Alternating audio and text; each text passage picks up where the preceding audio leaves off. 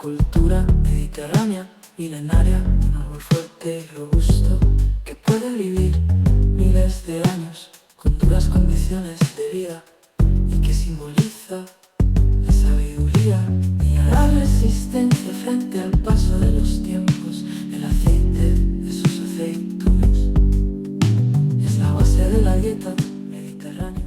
Bueno, pues vamos a comenzar.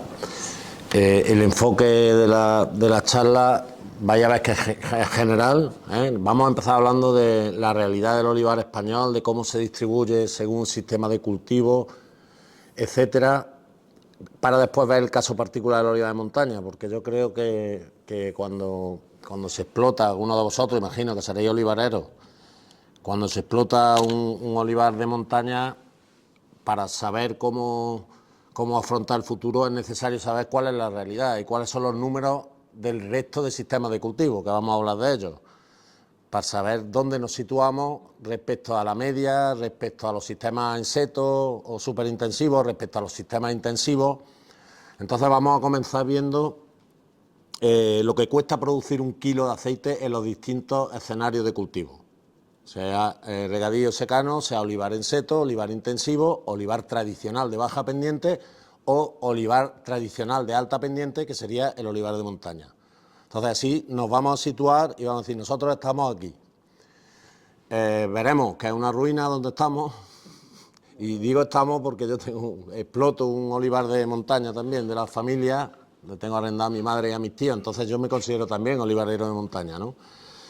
Veremos dónde nos situamos y ante esos números tan trágicos, porque son trágicos, vamos a ver qué soluciones proponemos para que tengamos continuidad en el cultivo, porque la otra alternativa sería el abandono de la explotación, ¿no?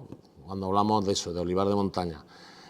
Bueno, está pasando. Nosotros, como decía Luis, tenemos cobertura nacional, estamos pues, en casi todas las provincias andaluzas, también Mallorca, en Cataluña, en Navarra, tenemos socios en toda la España olivarera y somos conscientes porque nos informan nuestros alcaldes, nuestras diputaciones, etcétera, y las cooperativas de esos pueblos, etcétera, ya nos informan de que se está produciendo abandono en ciertos olivares y esto vaya, el diferencial de costes cada vez vaya más. Luego tenemos que hacer algo para saber transmitir al consumidor que está ante un producto diferente y transmitir a los responsables políticos, hablo de Bruselas y de Madrid, de Sevilla y de, en fin, las distintas administraciones, que las ayudas que hay para la agricultura en general y el olivar en particular se tienen que dirigir a quien más lo necesita, porque si no se van a despoblar muchas zonas y va a haber problemas, ¿no? Bueno, esa es un poco la estructura. Y vamos a terminar hablando de calidad, porque esa ha sido siempre nuestra teoría, ¿no? Que al final va a subsistir el que produzca un producto de calidad y un producto que el consumidor pague por él. Y además, en otros sistemas de cultivo se pueden, a lo mejor, con los costes que tienen, permitir el producir menos calidad, porque como son muy efectivos, esto es como igual que quien fabrica tornillos, que fabrica cualquier bien de consumo. Si tiene costes reducidos, puede permitirse el hacer un producto que tenga después un precio más reducido también, porque le queda margen. Pero quien tiene costes altos, y nosotros los tenemos, el olivar de montaña los tiene, no tiene más remedio que agarrarse a sus valores. Y si los valores están asociados con la calidad, el que en montaña no haga calidad está muerto, pero vamos, mejor que ni lo intente, ¿no? El que no vaya a sacar un virgen extra en montaña es mejor que lo deje, ¿no? Antiguamente todavía, incluso en comarcas como esta o como otras, se producían aceites vírgenes o lampantes y aquello, bueno, pues iba funcionando. Pero ahora con la estructura productiva que tenemos, en la sierra, la primera condición, que no sería una condición aconsejable, sino una condición necesaria, es producir calidad. Quien no produzca calidad está muerto, ¿no? Bueno, me estoy adelantando un poco a lo que quiero decir, así que vamos con la diapositiva un poco llevando el hilo, ¿no? Bueno, ya ha dicho Luis lo que es AEMO, tengo que deciros, que está aquí mi amigo Juan, uno de los fundadores de AEMO. Sí, en 1996, cuando se fundó AEMO, que se fundó en Olvera, una asociación nacional, Fue iniciativa de la Diputación de Jaén, pero se fundó en Olvera. La Asamblea Constituyente fue en Olvera con los alcaldes de la Sierra de Cádiz, que en aquel momento eran muy activos.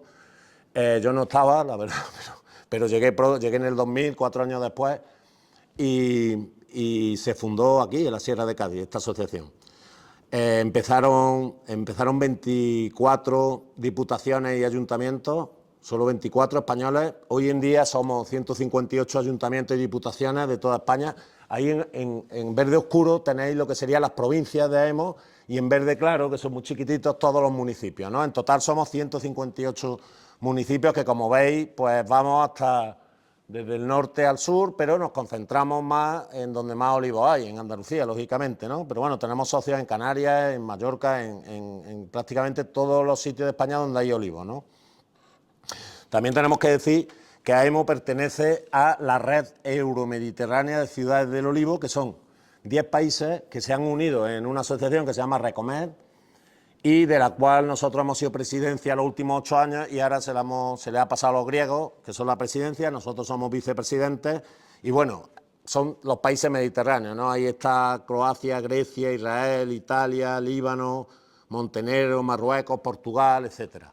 España, por supuesto, Italia, Grecia, pues todos luchamos por lo mismo. AEMO se creó para contribuir al mantenimiento y a la prosperidad del cultivo del olivo en sus municipios, desde el territorio. Y bueno, y todos luchamos por lo mismo. Tened en cuenta una cosa, el 95% del aceite del mundo, de oliva del mundo, se produce en el Mediterráneo, 95%. Luego aquí está la cuna de la producción y, por supuesto, nació en el Mediterráneo. El cultivo del olivo nació en lo que hoy está en guerra, en Oriente Próximo, en lo que sería Líbano, Israel, Siria, en esa zona, es donde comenzó el cultivo del olivo como árbol cultivado y desde donde se fue expandiendo por el norte, vía continental, por Turquía, Grecia, Italia, y ya entró por Cataluña, y por el sur, vía marítima, por el norte de África, y llegó aquí, ¿no? Probablemente, yo lo decía eso cuando trabajé en Cádiz, ¿no? Cuando he trabajado en Cádiz, mi inicio en el cultivo del olivo fueron en Cádiz. Y yo decía que probablemente el primer olivo de Andalucía lo desembarcara en el puerto de Cádiz un fenicio con una planta que sería la madre de lo que hoy son estos olivares. Fijaros que todas nuestras variedades, manzanilla de Zahara, lechín de Sevilla, picual, hojiblanca, la gran mayoría de las variedades son hijas de las variedades de Oriente Próximo, y eso lo sabemos por genética. Por marcadores moleculares se ve cómo se parecen genéticamente a donde nació el olivo como árbol cultivado. Aquí había cebuches, hace millones de años cebuches sí había, pero olivos cultivados, seleccionados, vinieron vía fenicios y seguramente Cádiz sería el sitio por donde entrara. Y seguramente se lo subirían a la sierra porque tenían mejores condiciones. Y otra cosa que yo siempre cuento cuando estoy fuera de Cádiz es que Columela, que era gaditano, tenía olivos en la sierra de Cádiz, ¿no? Y escribió aquella maravilla de Red Rústica, esa enciclopedia de 12 tomos, donde no solo describe el olivo, sino toda la agricultura y la ganadería.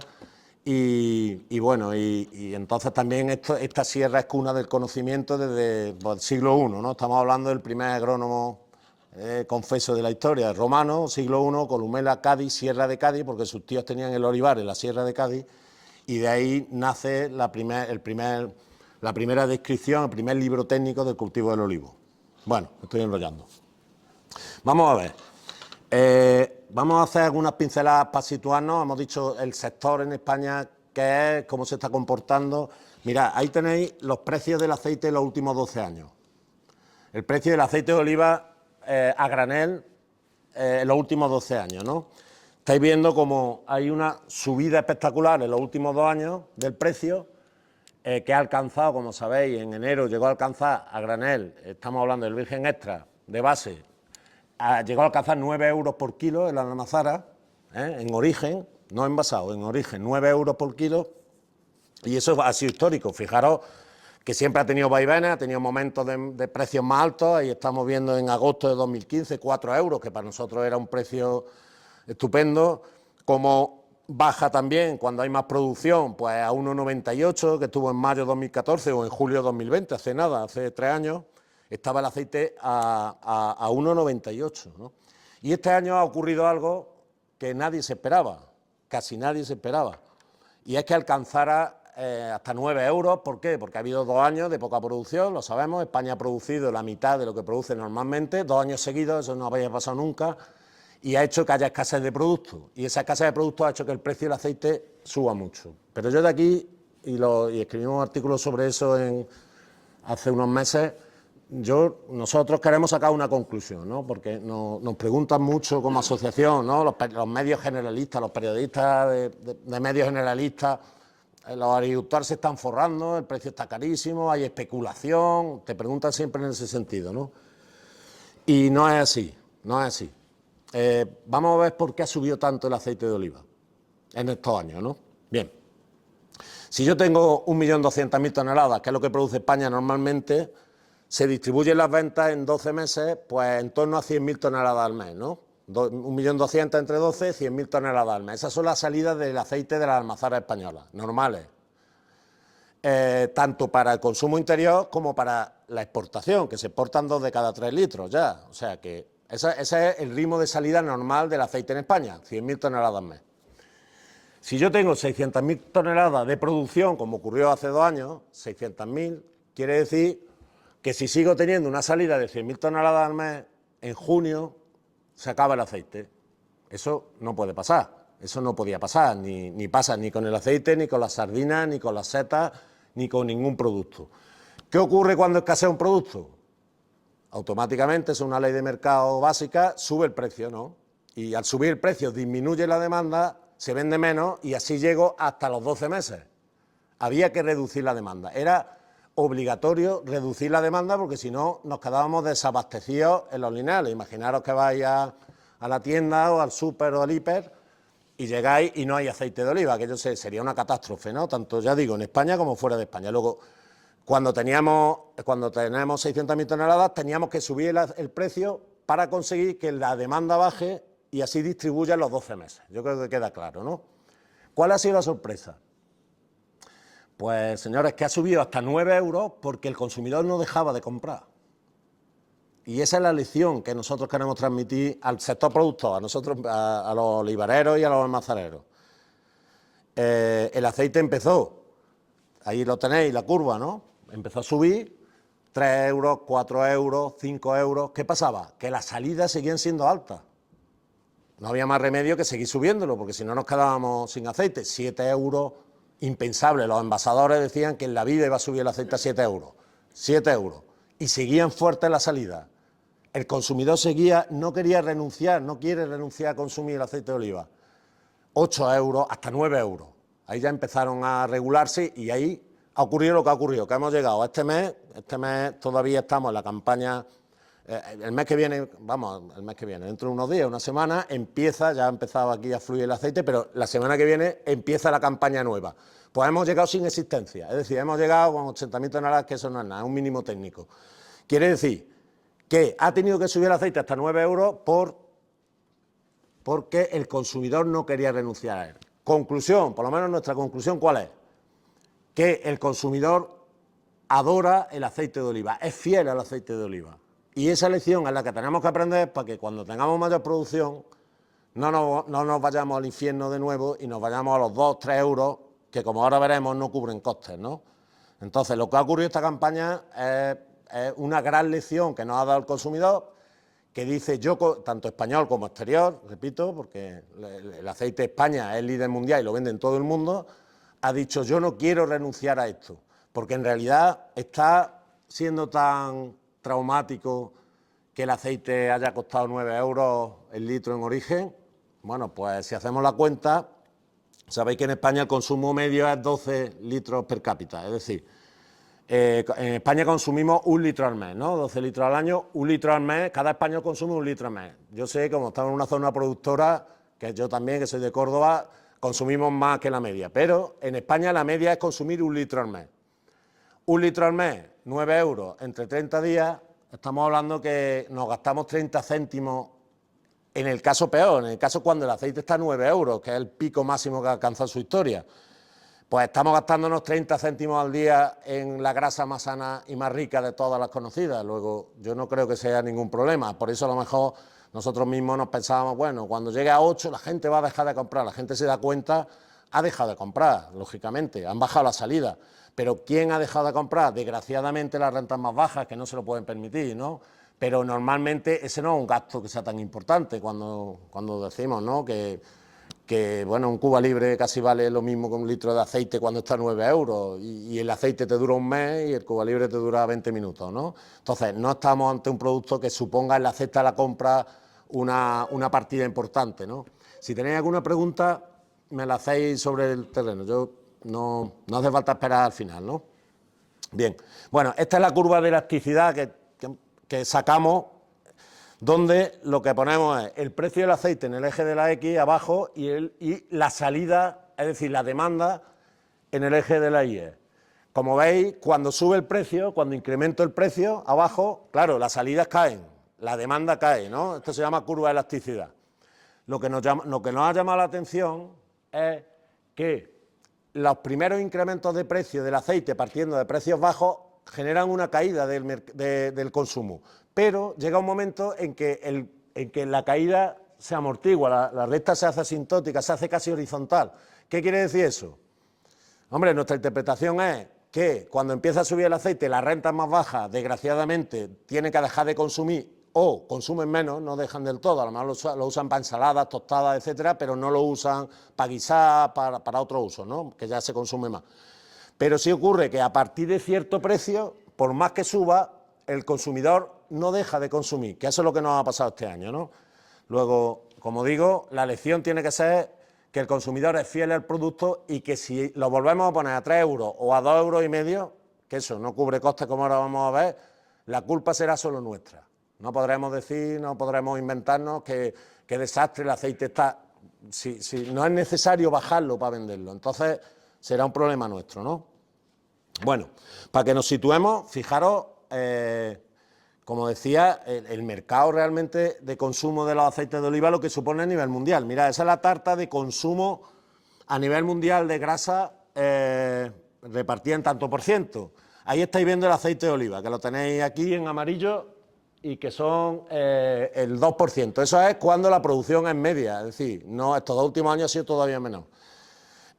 Por tanto, ¿qué interpretamos de aquí? ¿Qué conclusión sacamos?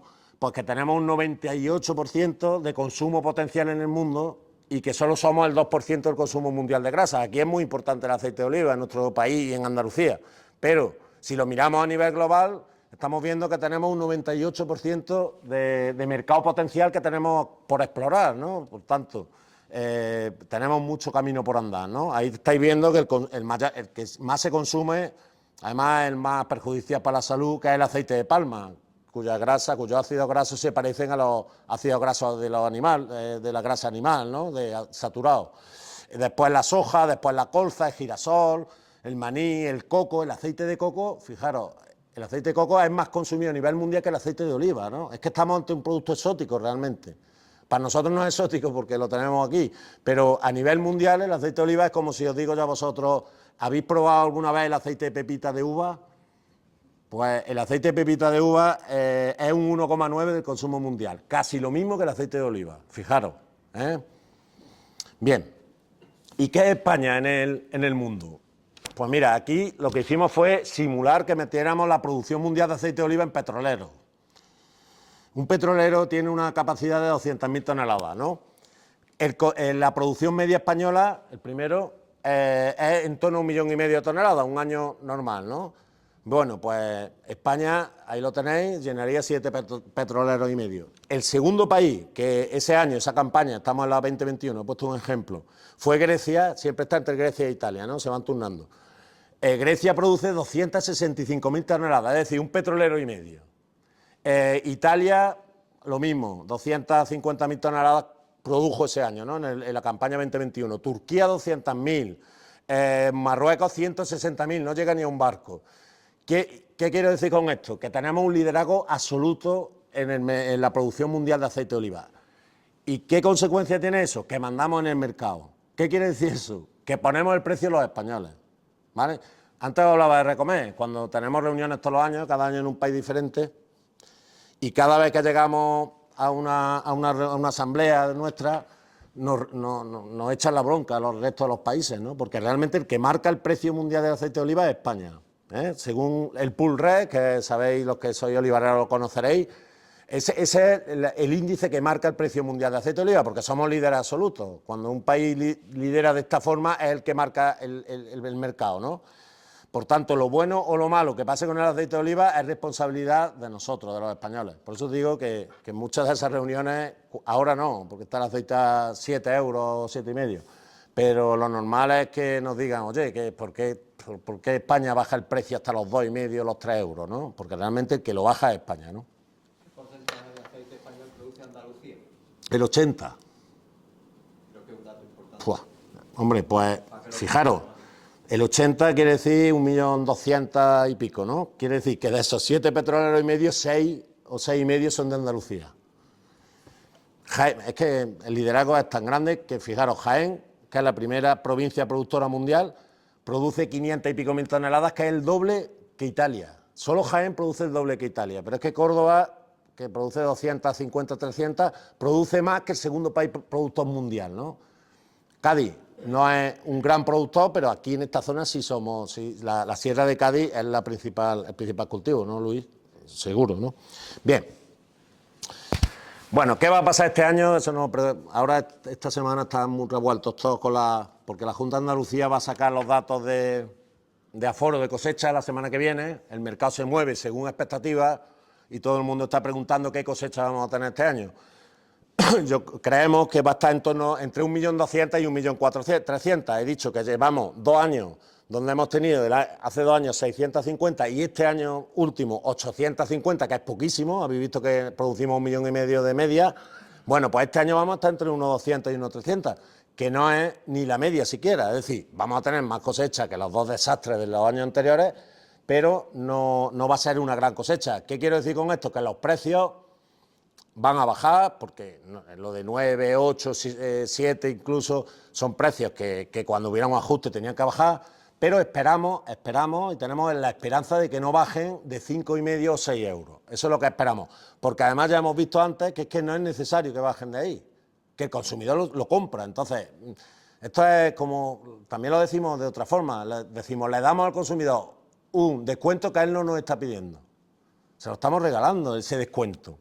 Está dispuesto. ¿No creéis vosotros, como consumidores, ahora os digo, que después de haber tenido la garrafa 40 y tantos euros, ¿no?, los 5 litros, que ha valido este año, 40 y tantos euros una garrafa, 50 incluso, imagináis que ahora se pone la garrafa a 28 euros, al consumidor le va a parecer un sueño, va a decir, es que buen precio tiene el aceite de oliva. Bueno, pues 28 o 30 euros son 6 euros el litro, no el kilo. Que eso pasado a una almazara es que el aceite está a 5,50, 6 euros, que ese es un precio, como vamos a ver ahora, necesario para que se mantenga el cultivo. Por tanto, el sueño que tenemos ahora es que nunca más baje el aceite de 5 o 6 euros. Seguramente la joderemos y bajará, porque este sector no se organiza y es un desastre, ¿no? Pero eso es lo que debemos de pensar todos, ¿no? Bien, vamos a entrar ya una vez una visión general de lo que sería el mercado, la oferta, lo que se consume en el mundo, lo que ha ocurrido estos 2 últimos años. Vamos a entrar en el análisis económico, pero esto como es un tema muy técnico y está en internet colgado el estudio de costes de AEMO, lo voy a pasar bastante rápido.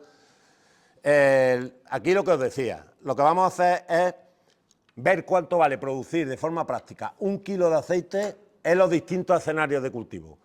Cuando comenzamos este estudio en AEMO en 2010, definimos 4 sistemas de cultivo, os lo he dicho antes.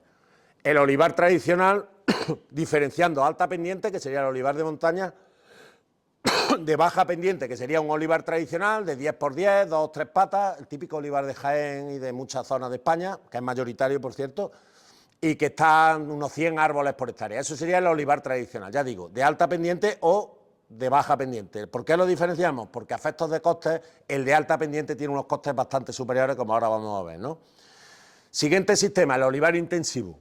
¿Sabéis lo que es? 7x7, un pie, 7x7, 7x5, 6x4, es decir, olivos que están a un pie, que se recoge con un vibro y un paraguas, o bien un buggy se echa al suelo y se recoge el fardo, ¿no? Ese tiene ventaja competitiva también con respecto al tradicional, porque al tener solo un pie y tener mayor densidad de árboles, los costes son menores y además produce más. Ese sería el olivar intensivo. Ese irrumpió en España en los años 70. Hasta los años 70 todo el olivar español era tradicional. En los años 70, un grupo de agrónomos de Córdoba, el Pepe Humana es uno de ellos, el primero que lo desarrolló, dijo, bueno, ¿por qué vamos a poner 100 árboles por hectárea a 10 metros uno de otro, de 3 pies, cuando podemos poner 200 árboles por hectárea de un solo pie y de esa forma podemos vibrarlo, que ya empezaban los vibradores en aquella época, podemos vibrarlo y vamos a tener una producción mayor porque la superficie foliar expuesta a la luz y por tanto la fotosíntesis es mayor si yo tengo más número de esferas por hectárea que un menor número de esferas por hectárea. Y se desarrolló el olivar intensivo que empezó a expandirse. Y luego en los años 95, 96, que andaba yo por aquí, alguien en Cataluña ve una finca, una parcela de un señor que tenía una parcela, que tenía una casa de campo pequeñita, que había puesto un olivar en seto. Y le dijo a alguien de Agromillora, de un vivero, y le dijo, oiga, ¿podemos meter aquí para probar una cosechadora de vino? Había ya cosechadoras de uva, que sabéis que vibran, que recogen la uva. La metieron en ese olivar, que tenía casi ornamental el hombre, y vieron que recogía la aceituna también. Y dijeron, bueno, ¿y por qué no hacemos setos de olivar y lo podemos mecanizar la recolección, que es fundamentalmente la mayor ventaja del seto? Y entonces empezaron a hacer pruebas en Tarragona. Después empezaron inmediatamente en Córdoba, la universidad y tal, a hacer ensayos, empezó a expandirse y surge un nuevo sistema de cultivo, que es el olivar en seto. Claro, revolucionario. ¿Por qué? Porque, señores, recoger 1 kilo de aceituna con una cosechadora integral cuesta 4 céntimos de euro. Vosotros, si sois olivareros de montaña, algunos de los que estáis aquí, sabéis que coger nosotros 1 kilo de aceituna pues puede estar desde 30 hasta 50 céntimos de euro por kilo, ¿no? Esto lo cogen a 3 céntimos por kilo, o 4. Claro, entre eso y la falta de mano de obra, que hay que decirlo, que ha sido una de las palancas por las que el olivar en seto cada vez se está poniendo más, porque no es paradójico, pero no hay gente para coger la aceituna, pues se está expandiendo cada vez más. Y surge ese nuevo olivar, por tanto tenemos 4 sistemas de cultivo. Olivar tradicional baja pendiente, olivar tradicional alta pendiente, que es el olivar de montaña, olivar intensivo y olivar en seto. Ya he explicado lo que son, ahí tenéis lo que sería un olivar tradicional, le llamamos mecanizable al de baja pendiente, ¿no? Son olivos de varias patas, grandes olivos, productivos. Luis. Una pregunta, un dato que me falta de un poco de toda la ecuación, ¿no? Que sí. ¿Tienes o sabes más o menos los datos de cuáles son los propietarios, cómo es el perfil del propietario de los olivares de Andalucía? Te quiero decir, ¿qué porcentaje son grandes propietarios? La estructura de la propiedad. ¿Perdona? La estructura de la propiedad. Exacto. Sí, sí lo sabemos. Mira, la superficie media de olivar tradicional en Jaén, que es la gran provincia, es de 3,5 hectáreas. La superficie media de un olivar intensivo puede ser 40, 50 hectáreas. La superficie media de un olivar en seto puede ser 100, 150 hectáreas. No solo es más rentable porque los costes son menores, sino que además, como los costes fijos se diluyen mucho más en fincas más grandes. Ese es otro dato a favor de los olivos. Y en los últimos tiempos que fondos de inversión y otro tipo de empresas o empresarios que están invirtiendo en olivar, están invirtiendo en fincas de 200, 300, 500 hectáreas de olivar en seto que son muy rentables, la verdad. Y estos 2 últimos años, con los precios del aceite, vamos, yo he visto locura. He visto gente que casi se ha comprado una finca con los beneficios de un año. Imaginaros, ahora va a ver los costes, pero imaginaros con el aceite a 8 euros y unos costes de 1 y pico, y unas producciones de 10.000 kilos de aceituna por hectárea de media, pues los beneficios son muy grandes. Yo quiero recordar, he dado muchas veces vuelta al dato, y puede que alguien me pueda corregir. En Zara tiene unos 200 pequeños propietarios. Aquí hay un minifundismo, una media de... ¿Y cuánta superficie había, Juan? No me acuerdo. 950 unos 200 pequeños propietarios en torno... 950 hectáreas. 950, entre 200, 4 y pico. ¿Parecido a Jaén? No, pero No. la media estaba en torno a las 2 hectáreas por ahí. ¿O 2? Sí, era casi un minifundismo lo que había, ¿eh? No, claro. Vamos, yo he puesto el ejemplo de Jaén, pero es que Andalucía... Lo que pasa es que Sevilla... Si no me corréis que Luis o lo Luis. Sí, pueden ser, da igual, entre 3 o 4 hectáreas. ¿Eso qué hace? Eso hace que es uno de los problemas, entre comillas. Duele decirlo, pero tenemos que hablar claro. También dolía decir, cuando te preguntaba a los periodistas, ¿quién tiene la culpa que haya subido tanto el aceite? Y yo tenía que responder, el consumidor. Dios, encima que el consumidor se siente violento, atacado por los precios, pero es que realmente es así. Si el consumidor hubiera dejado de comprar aceite a 4 euros, no hubiera subido más, pero seguía comprando. Entonces, hombre, hay que decir, el consumidor por su fidelidad. El mensaje literal se puede leer y sentir la sabiduría de saber de generaciones y generaciones y generaciones y generaciones de humanos que lo han admirado, de los que han proporcionado son cobijo, alimento, calor, vida y esperanza. El aumento aquí, baja pendiente. Antes o después, digo, nos guste más o nos guste menos, tendrán que reconvertirse a intensivos o a setos, no tienen otra. Porque permite la mecanización y de ahí pasaremos de costes como los que tenemos en el olivar tradicional baja pendiente, pasaremos a costes como el olivar de alta densidad, ¿no? que agrupa tanto al seto como al intensivo. Pero el de montaña veis que no lo mete en la flecha porque no puede reconvertirse, ¿no? Entonces, ¿qué hacemos con el olivar de montaña? ¿Qué estrategias tenemos que tener? Bien, vamos a partir de una premisa. Si yo tengo un olivar de montaña, y perdonad que lo diga yo, y ahora que estoy al lado de... Ahí hemos estado en un centro de investigación rodeado de científicos y me están enseñando a que nunca diga una sentencia, nunca diga que una cosa es blanca ni negra, las cosas son grises. Pero yo, aquí en este caso, no tengo más remedio que decir que el que esté en un olivar de montaña, sí o sí, tiene que hacer agricultura ecológica. Y vamos a ver por qué. Vamos a ver por qué. Primero, porque al ser el sistema más frágil y el que tiene una producción menor, el pasar a ecológico hoy en día, con los medios que tenemos, abonos orgánicos, manera de controlar la mosca, etcétera, etcétera, hoy en día la reducción de producción que tienes por pasarte de olivar convencional a olivar ecológico es muy pequeña en la montaña. Tan pequeña que una vez que se estabiliza, al principio podéis notar una bajada de producción, pero una vez que se estabiliza, os digo, por lo menos mi experiencia y la de mucha gente que la hemos comentado, es que al final se estabiliza y las producciones son parecidas, ¿eh? Otra cosa es un olivar en seto que le está inyectando en vena con el goteo, urea y tal, y le quitara eso es otra historia. Pero estamos hablando de olivar de montaña. La reducción de producción es muy pequeña o ninguna al cabo de 4 o 5 años. Y, como ahora vamos a ver, supone unos ingresos adicionales que son necesarios. Es que los necesitamos, como habéis visto, tenemos unas pérdidas muy grandes. Tenemos que partir de subir los ingresos. ¿Qué diferencial de precio hay entre un aceite de oliva virgen extra convencional y ecológico?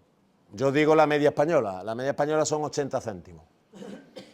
80 céntimos depende. Cuando el aceite está muy caro, el diferencial es más chico. Cuando está muy barato, es más grande. Pero de media, la diferencia son 80 céntimos. Mirad, ahí tenéis el virgen extra. El valor en los últimos años es 2,80. Si yo produzco aceite ecológico, mirad, le sumamos 80 céntimos. Estoy dando para adelante y para atrás, ¿vale? Para que veáis el diferencial. Pero veis que los costes todavía no llegamos a cubrirlos, ¿no? Bien. Hay una subvención. Yo digo una cosa. En el futuro, si yo miro a 20 años, el que vaya a poner una explotación y mira 20 años, las ayudas de la PAC van a tender a reducirse. Pero las ayudas ambientales no. Al revés. Las ayudas ambientales o se quedan igual o van a subir. Por tanto, debemos de contar con la ayuda que en este momento hay en Andalucía, tal cual, para la agricultura ecológica, si pillamos una ventana de entrada, ¿no? Porque el que no esté reconvertido tiene que hacerse ecológico en el momento en que estén abiertas las ayudas, que se abren cada 4 o 5 años, y meterse, ¿no? ¿Y cuál es la ayuda? La ayuda es, si sumamos agricultura ecológica, que son 200 y pico euros por hectárea, y le sumamos el alta pendiente, estamos hablando de olivar de montaña, luego todos tenemos aquí pendiente, ¿no? Serían 363 euros por hectárea, son las ayudas actuales a la olivicultura ecológica en alta montaña. Si dividimos eso entre los kilos de aceite que le hemos asignado al olivar de montaña, que eran 1.750 kilos de aceituna por un 20%, 300 y pico kilos de aceite por hectárea, si lo dividimos nos supone una ayuda de equivalente de 1,03 euros por kilo de aceite. Si sumamos el 1,03 euros al kilo de aceite a la cifra anterior, ya tenemos unos ingresos derivados de la producción ecológica en montaña de 4,63 cuando el aceite está a 2,80. ¿Vale? Si el aceite está a 5, pues le sumáis lo mismo.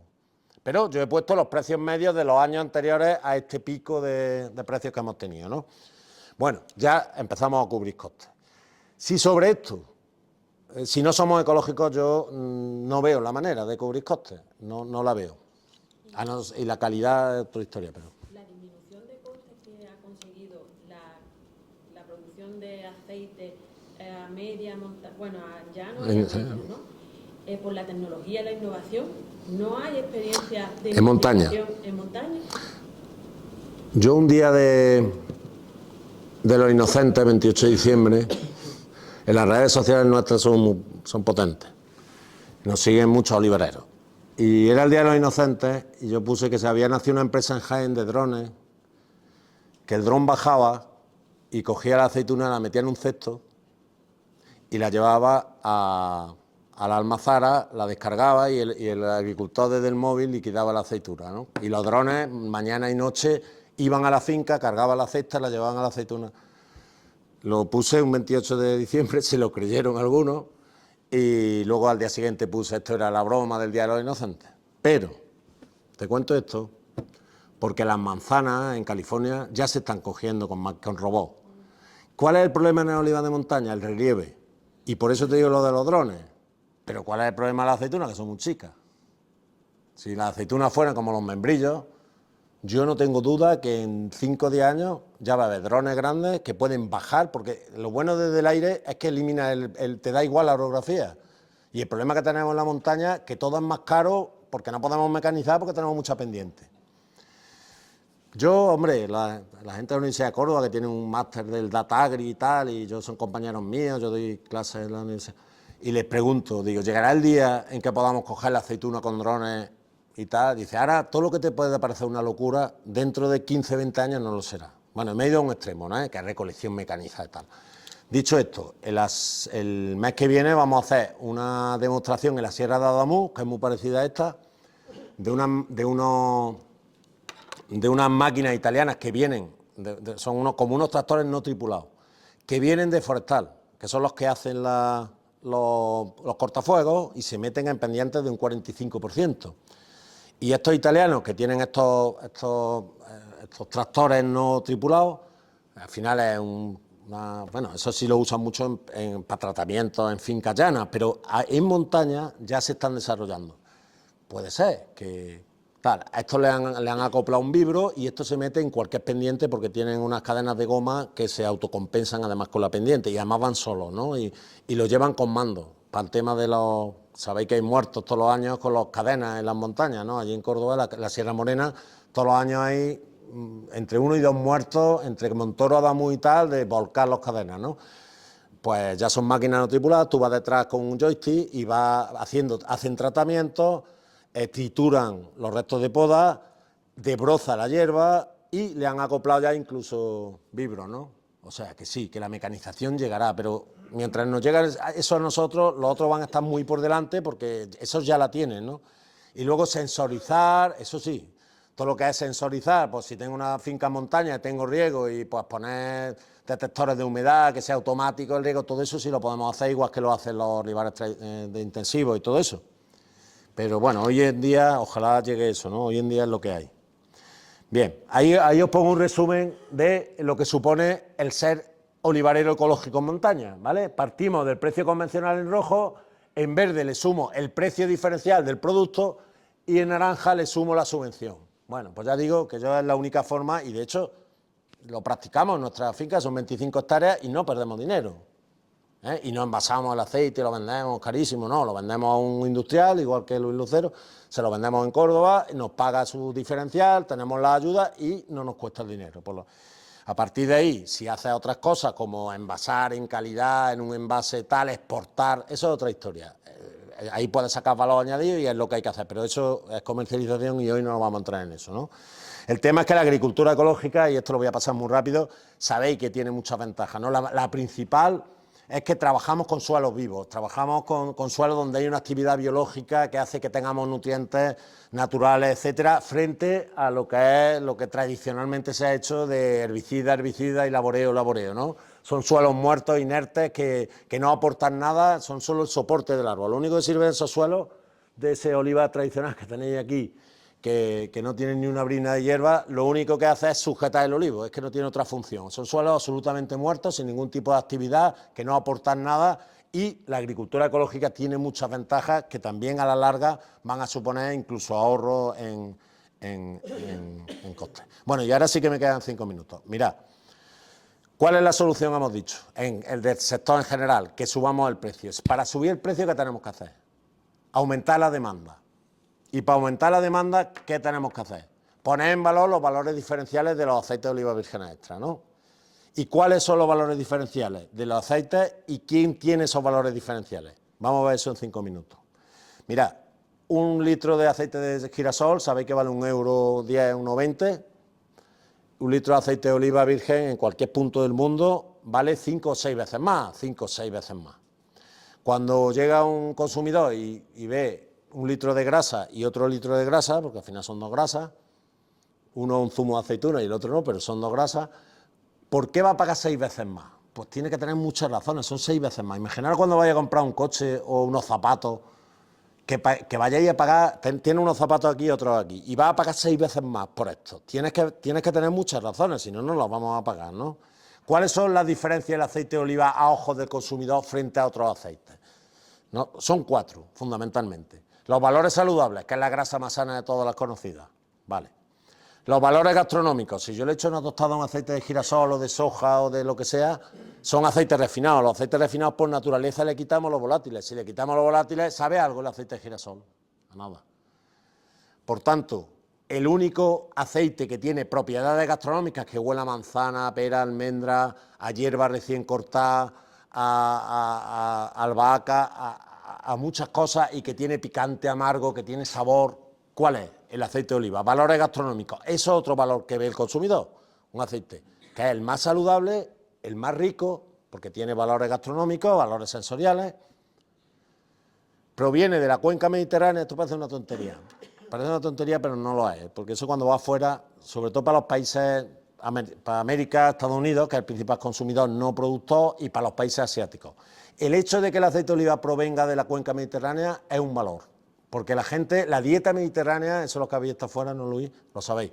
La dieta mediterránea, patrimonio de la humanidad, es un valor. El hecho de que provenga de Oriente Próximo, que sea el árbol sagrado de los 3 libros de las 3 religiones monoteístas, de judíos, de árabes y de cristianos, ¿no? El protagonista, todo eso le da valor frente a un aceite de girasol. Sabéis que en el siglo XIX, cuando Van Gogh pintaba los girasoles, no existía el aceite de girasol. El aceite de girasol empezó a existir cuando había refinería, porque sin refinar no se toma. Entonces, estamos ante un aceite que tiene mucha más historia que el resto de los aceites, ¿no? La luz y lo es todo, ¿no? Eso también hace que paguen más por eso. Estamos hablando de valores diferenciales por los que pagan más. Y el último, pero que no menos importante, los valores ambientales, el tema de secuestro de carbono. A ver, al final, un olivar es un bosque, nos guste más o nos guste menos, un bosque cultivado, pero es un bosque. Y los bosques secuestran carbono, porque toman CO2 y lo acumulan en la biomasa, en la poda, en los restos de poda, etcétera. Si los picamos y los dejamos en el suelo y no los quemamos, si los quemamos los devolvemos otra vez CO2 para arriba. Pero si los picamos y los dejamos en el suelo, si dejamos hierba y picamos la hierba, estamos capturando carbono. Si echamos abono orgánico, como compost, por ejemplo, en vez de echar urea, la urea para producirla necesito sintetizarla y consumo y emito carbono. Sin embargo, si yo hago compost de alperujo y lo echo en el suelo, al final estoy capturando también el carbono del compost. Es decir, el olivar tiene valores ambientales y eso, para los ojos del consumidor, de hecho ya hay marcas que ponen en la etiqueta el carbono que secuestra cada litro de aceite. Y eso, sobre todo los anglosajones y los nórdicos, ¿no? Le da mucho valor a que el producto que esté consumiendo ayude contra el cambio climático, ¿no? Valores ambientales. Son esos 4 valores: salud, gastronomía, cultura mediterránea y valores ambientales. De esos 4, ¿cuáles creéis que son los más importantes, los que hacen que la gente pague más por algo? 2 de ellos. La salud, esa es la primera palanca. Mañana va a venir Fernando López Segura, uno de los investigadores más importantes de aceite de oliva y salud, y lo va a explicar, ¿no? ¿Por qué el mundo consume por qué este año no dejaban de comprar aceite de oliva, sobre todo fuera de España? Pues, ¿alguien ha preguntado alguna vez en una farmacia cuánto cuesta un medicamento? ¿Habéis visto alguna vez a alguien preguntar como nos pasa cuando compramos otra cosa, ¿no? Voy a comprar esto, ¿y cuánto vale? Para ver si lo compro o no lo compro. Cuando tú vas a por una medicina, ¿alguien ha preguntado alguna vez cuánto vale la medicina? Te la necesitas y la compras, valga lo que valga. Eso es lo que está pasando con el aceite de oliva, fuera de España. Que es que ya es que no se lo plantean, es que lo compran porque le están diciendo constantemente en todos los medios que previene el cáncer, que previene los episodios cardiovasculares, etcétera, etcétera. Y lo están tomando ya como un medicamento, y eso es muy importante, ¿no? Bien, pero ¿quién tiene los valores saludables? Mirad, y estoy terminando ahora de verdad. Mirad, ahí tenéis, sabéis que el aceite de oliva virgen son dos componentes fundamentales. Uno son ácidos grasos y los otros son el resto de elementos, que le llamamos elementos menores, fracción insaponificable. Los ácidos grasos, que sepáis que es un 98% del total del peso del aceite de oliva. Y los ácidos grasos son súper buenos. El famoso ácido oleico, ¿no? El aceite de oliva tiene un 75-80% de ácido oleico, que son monoinsaturados y que son buenos para la salud. Perfecto. Es saludable por el ácido oleico. Bien, aceite de girasol alto oleico. ¿Sabéis cuánto ácido oleico tiene? Un 80-85%. Aceite de canola, que es una modificación genética. El aceite de canola de la colza. El aceite de canola tiene un 80% de ácido oleico. ¿Veis el verde, el color verde? Eso es ácido oleico. El que decimos que el aceite de oliva es muy bueno porque tiene ácido oleico. Bueno, pues ya se han conseguido aceites de semillas que tienen los mismos ácidos grasos que el aceite de oliva. ¿Qué quiere decir con eso?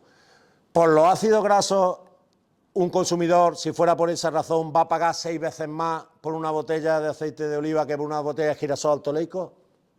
No, porque el otro tiene los mismos ácidos grasos. Hay un 2% que he dicho que no son ácidos grasos. Esos son lo que llamamos elementos menores, repito, fracción insaponificable. Son más de 300 compuestos y los más importantes son los polifenoles. Ahí está la clave, y lo va a explicar mañana el doctor López Segura, ahí está la clave de la diferencia saludable del aceite de oliva frente al resto de las grasas, más allá de los ácidos grasos. ¿Sabéis cuándo se refina un aceite de oliva qué es lo que se le quita? Todo, excepto la fracción insaponificable. Cuando yo refino un aceite de oliva, ese 2% lo elimino. Luego un aceite de oliva refinado es ácido graso solo. Oleico, tal, vale, estupendo, pero los mismos que el otro. ¿Qué quiere decir con eso? Que los valores saludables del aceite de oliva, ¿dónde están realmente? De los aceites de oliva en plural, ¿dónde están? Están en el aceite de oliva virgen y en el aceite de oliva virgen extra que no ha sido refinado. Ese es el que tiene, es el auténtico zumo de fruta no procesado que tiene todos sus componentes y entre ellos los famosos antioxidantes polifenoles, entre otros, también vitaminas, los volátiles, es decir, lo que huele, lo que sabe, está también en ese grupo de compuestos, ¿no? Luego, lo realmente saludable serían los no refinados, los aceites de oliva vírgenes y vírgenes médicos, ¿no? Y los gastronómicamente digo lo mismo. Si yo refino, estoy diciendo que quito los volátiles. Si quito los volátiles, quito todos esos aromas, almendra, manzana, hierba recién cortada y todas estas cosas que decimos los catadores. Los aceites refinados, de hecho, ¿qué les pasa? El suave que tú compras en el supermercado, sabéis que el refinado es un 90% refinado y se le encabeza con un poquito de virgen. Por eso coge un poquito de color. Pero no huelen a nada ni saben a nada, ¿no? Luego, ¿quién tiene los valores gastronómicos? El aceite de oliva virgen extra. ¿Qué quiero decir con esto? Que el futuro está, y yo creo que, hombre, que ese discurso ya lo hemos pasado, pero no os creáis. ¿Sabéis cuánto lampante se produce en España? El lampante es el que tiene defectos, como sabéis, o tiene un índice físico-químico alto, y hay que refinarlo, el de aceitunas del suelo, etcétera. Hay que refinarlo por ley, porque no se puede consumir directamente. ¿Sabéis cuánto lampante se produce en España? El 50% del total de aceites de oliva españoles son lampantes. O sea, que es que cuando explicamos esto, que lo explicamos en todos lados, ya para los de montaña y para los no de montaña, es que realmente España produce un 50% todavía de aceites lampantes, que tenemos que mandar a refinación y que yo en un futuro, porque cada vez el consumidor está más informado, no le veo esa diferencia de precios, no va a haber. De hecho, en Italia, que es el futuro para España, en Italia, cuando el aceite de oliva normal está a 2,50, aquí en España y en todos lados, en Italia el virgen extra está a 5. Cuando en España está a 2,50 el precio medio, el oliva virgen extra está a 2,70. Pero en Italia está a 5. Eso es lo que va a pasar en España dentro de 10, 15 años. Quiero decir con esto que a nadie se le plantee no producir virgen extra. Vamos a coger la aceituna en su momento, porque ¿cómo se produce virgen extra? Pues muy fácil. Que el fruto esté sano, que lo recolectamos, no hace falta que sea en octubre, Se puede recolectar perfectamente en noviembre, incluso en la primera quincena de diciembre, cuando esté cambiando de color máximo. No dejemos que la aceituna se ponga negra, que se caiga al suelo, que ya pues al final terminamos recogiendo lampantes. Molturar rápido, que tengamos higiene absoluta en el molino, que trabajemos con bajas temperaturas, que hagamos filtrados, etcétera. Y produzcamos virgen extra, pues como por ejemplo Chile. Chile es un país que no produce mucho, pero el 95% de lo que produce es virgen extra. Y aquí os digo una cosa, y me duele decirlo, ¿quién tiene más fácil producir virgen extra? ¿Un olivar en seto o un olivar de montaña? Digo más fácil. No digo que sea mejor el virgen extra, pero más fácil. Si yo meto una cosechadora en noviembre, en octubre, y me lo recoge y tengo la almazara al pie de la cosechadora, la llevo la aceituna y la cojo pues en una montaña, cuando había que sacarlo, ya no, pero casi todavía, ¿no? Con burro y en saco, etcétera, pues siempre la calidad de la rapidez está clara, ¿no? Entonces, ¿el futuro cuál es? El futuro, sin duda, es hacer virgen extra y hacer ecológico para la montaña. Y ya termino diciendo que los aceites de montaña, de los valores que hemos dicho, salud y gastronomía, valores sensoriales, está por encima del virgen extra. Eso, el primer estudio que hicimos lo hicimos aquí en la Sierra de Cádiz con el Instituto La Grasa. Está por encima del virgen extra. ¿Por qué? Porque se produce menos pero con más esencia. La montaña son condiciones adversas. Para el árbol, igual que para las personas, ¿no? Más frío, más contraste térmico, menos agua, el suelo más pobre, menos nutrientes. O sea, en la montaña el olivo está estresado.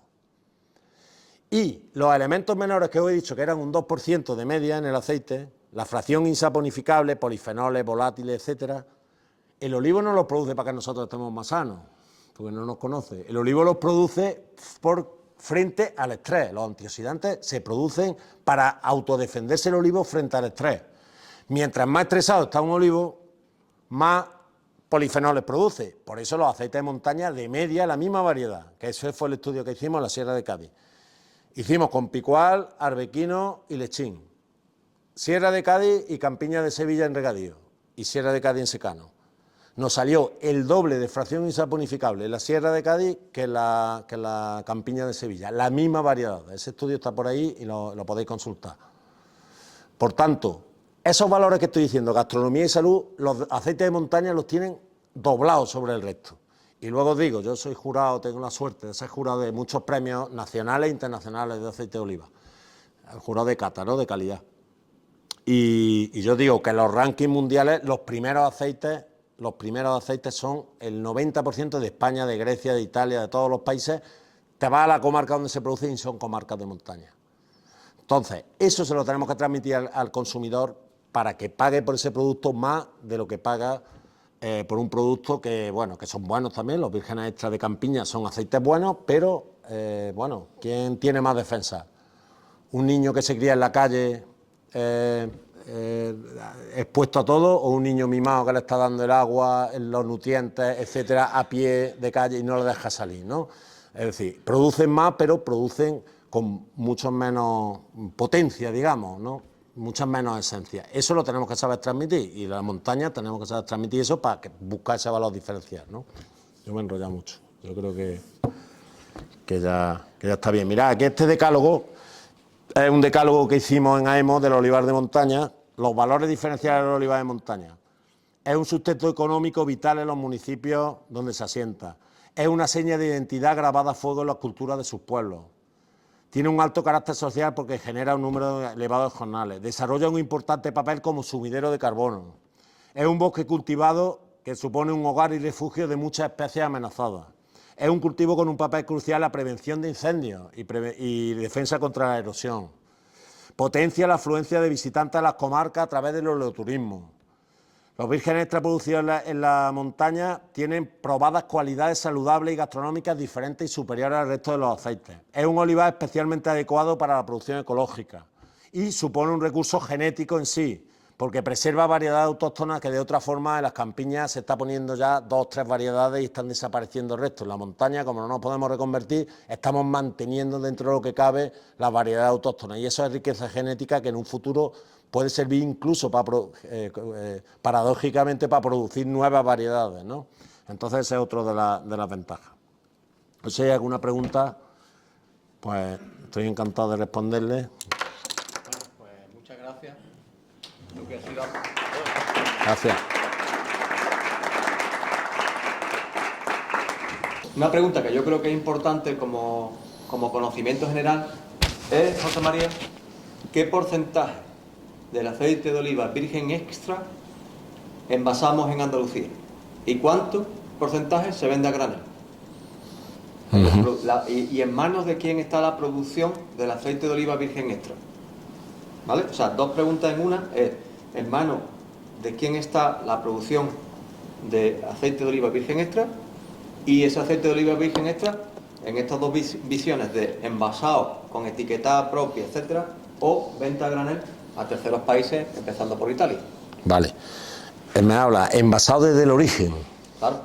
porque al final se envasa todo. Por eso la pregunta primero es, ¿cuál es el origen? Bien. ¿Quién es el propietario del aceite? Bueno, el propietario en origen son los olivareros. Otra cosa es que me digas qué tipo de olivareros, cómo se distribuyen, pero el origen es el olivarero, no hay otro. Transformación, la pregunta la preciso más.